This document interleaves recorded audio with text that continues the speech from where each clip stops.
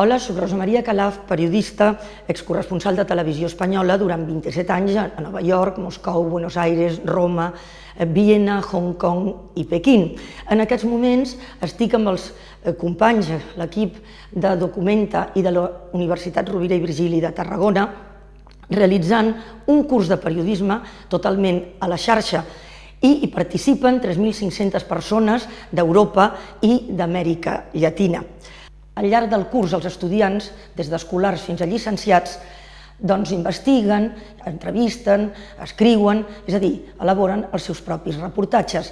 Documenta ens ha permès crear grups de treball a la xarxa, compartir continguts i fer realment els nostres propis reportatges en un format completament multimèdia i sense cap necessitat de ser experts en tecnologies.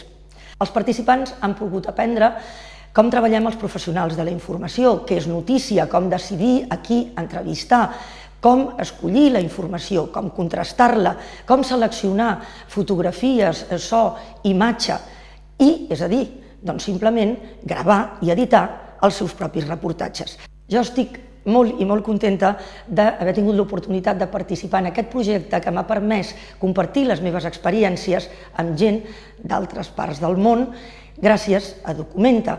I ara el que us suggereixo és que doneu un cop d'ull, que mireu algunes d'aquestes històries fetes per gent de totes les edats i amb uns continguts molt variats i molt interessants.